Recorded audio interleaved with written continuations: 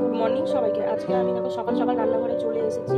আজকে আমি বানাবো রাজমা আর সাথে থাকবে পরোটা। রাজমাটা সারা রাত আমি ভিজিয়ে রেখেছিলাম, এখন সেদ্ধ করে নেবো। এখানে আমি প্রেসার কুকারটা নিয়ে নিয়েছি। এবার এই জলগুলো ছেঁকে ছেঁকে প্রেসার কুকারের মধ্যে দিয়ে দেবো। এখানে সবকটা আমি নিয়ে নিয়েছি। এবার দিয়ে দেবো একটু জল, বেশি জল দেবো না, এটা সমান সমানই জল দিয়ে দেবো। দিয়ে দিচ্ছি অল্প একটু লবণ আর একটু হলুদ দিয়ে নেবো। দিয়ে নিয়েছি। এবার গ্যাসটা ধরিয়ে প্রেসার কুকারটা বসিয়ে দিলাম। এটা দেবো আমি 3টে থেকে 4টে সিটি দেবো। রাজমাটা আমার সেদ্ধ হয়ে গেছে। এবার ঢাকনাটা একটু খুলে, এই যে সেদ্ধ হয়ে গেছে ভালোভাবে, পুরো নরম হয়ে গেছে। এখানে আমি মশলার জন্য নিয়ে নিয়েছি 3টে মিডিয়াম সাইজের পেঁয়াজ নিয়েছি, ছোট বেশি বড় না। আর এখানে লাল লাল কাঁচা লঙ্কা নিয়েছি, টমেটো নিয়েছি। দিয়ে দেবো কটা রসুন দিয়ে দিয়েছি। আর আদাটা আমার পেস্ট করা আছে, আদাটা পরে নেবো। এটা এখন মিক্সড করে জল দিয়ে দেবো। মশলা পেস্ট হয়ে গেছে, এটা পেস্ট করে নিয়েছি। হ্যাঁ, গ্যাসটা ধরিয়ে নেবো।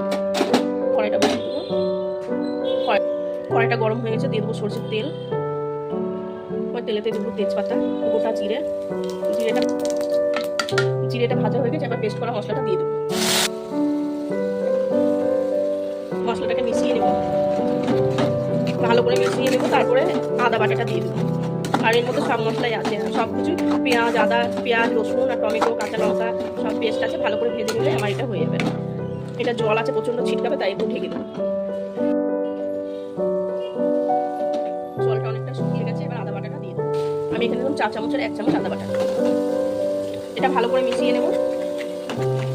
রাজমাটা সেদ্ধ করার সময় লবণ দিয়েছিলাম, আর সামান্য একটু লবণ দিয়ে দেবো। দিচ্ছি অল্প একটু জিরের গুঁড়ো, দিয়ে দেবো ধনের গুঁড়ো, আর কালারের জন্য কাশ্মীরি লঙ্কার গুঁড়ো।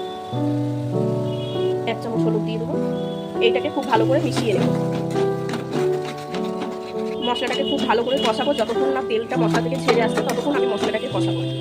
মশলাটা ভালো করে কষালে তরকারির টেস্টটা খুব সুন্দর হয়। স্বাদের জন্য দিয়ে দেবো একটু চিনি, কারণ টমেটো আছে, টকটা ব্যালেন্স করার জন্য। চিনিটাকে মিশিয়ে নেব। মশলা থেকে তেল ছেড়ে দিয়েছে। এবার আমি রাজমাগুলো দিয়ে দেবো। মশলাটা খুব ভালো করে কষানো হয়ে গেছে। এটা আমি জলটা ঝরিয়ে নিয়েছি। এবার এটা দিয়ে দেবো।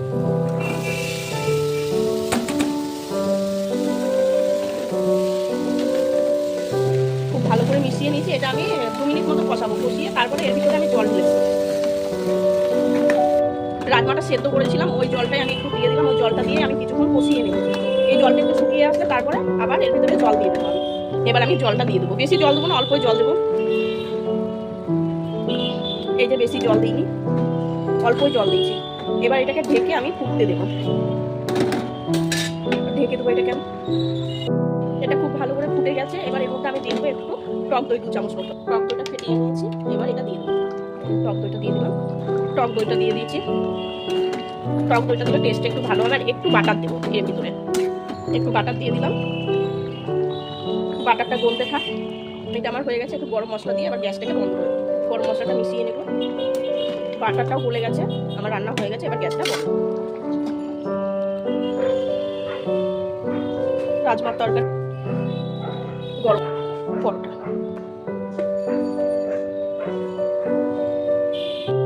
আমার এই ভিডিওটা যদি ভালো লাগে অবশ্যই একটা লাইক করবে। ফেসবুক থেকে দেখলে পেজটা ফলো করবে, ইউটিউব থেকে দেখলে চ্যানেলটা সাবস্ক্রাইব করে দেবে। আবার দেখা হচ্ছে পরের কোনো একটা নতুন রেসিপিতে।